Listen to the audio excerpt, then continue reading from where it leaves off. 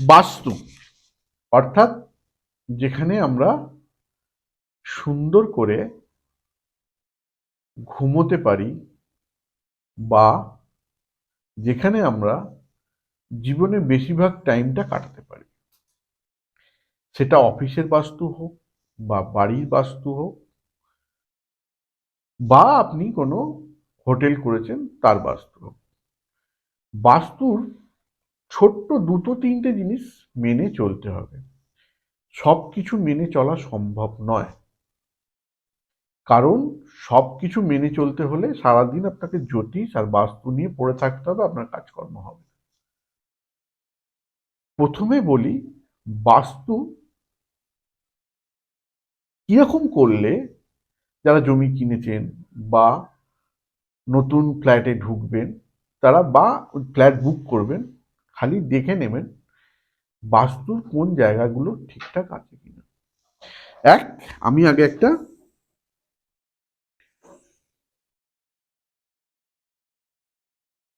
Just একটা আঁকলাম। এটা হচ্ছে পূর্ব দিক, এটা পশ্চিম দিক, এটা উত্তর দিক, এটা দক্ষিণ দিক। তাহলে সবার কাছে এখন অ্যান্ড্রয়েড ফোন আছে মোটামুটি। আপনি মূল বাস্তুতে আসবেন, এসে এইখানটা দাঁড়াবেন মিডিল পয়েন্টে দাঁড়িয়ে এবার কম্পাস মোবাইলে চালিয়ে দেবেন। দেখবেন ঠিক এই কোণটায় আপনার ঠাকুর ঘর হওয়া উচিত।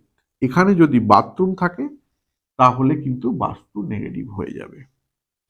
এখানটা আবার এইখানটাই রান্নাঘর বা শোবার ঘর করা যেতে পারে।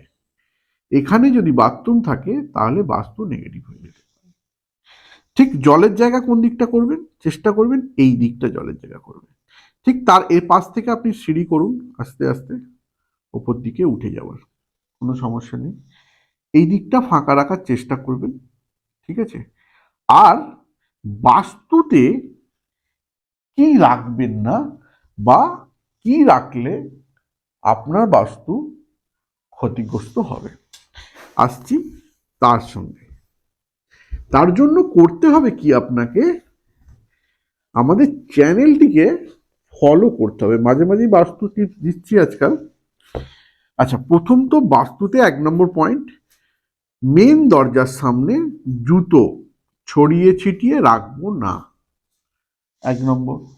2 নম্বর, বাড়িতে বন্ধ ঘড়ি, ভাঙা রেডিও, খারাপ ইলেকট্রনিক জিনিস রাখবো না। 3 নম্বর, রান্নাঘর সবসময় পরিষ্কার পরিচ্ছন্ন রাখবো আর প্রপার লাইট বা ঊর্জার যেন প্রকাশ থাকে। 4 নম্বর, 4 নম্বর, আপনি আপনার বাথরুমে সবসময় পরিষ্কার পরিচ্ছন্ন রাখবেন বা খানিকটা সুগন্ধিও ব্যবহার করতে পারেন। 5 নম্বর, বাড়ির দরজার সামনে, যে দরজার সামনে আমি কিন্তু হিন্দু, মুসলিম, খ্রিস্টান, ইসাই এসব ধর্ম বাদে জ্যোতিষ করি। আমার কাছে খ্রিস্টান ক্লায়েন্টও আছে, মুসলিম ক্লায়েন্টও আছে, হিন্দু ক্লায়েন্টও আছে, সবকিছু। আমি কারো ধর্ম ভেবে আঘাত করতে চাই না। অর্থাৎ বাড়ির সামনে মেন দরজার সামনে যদি আপনি একটা মানি প্ল্যান্ট গাছ লাগিয়ে রাখেন একটু জলের সাথে, তাহলে কিন্তু উপকৃত হবে। আচ্ছা, সিঁড়ির নিচটা চেষ্টা করবেন পরিষ্কার পরিচ্ছন্ন রাখার। এবার অনেকে আছে না ছাদে অনেক লোহাপত্র জমা করে রাখে বা জমা করে রাখে, তাদের জন্য বললাম এটা নিষিদ্ধ, ঠিক আছে।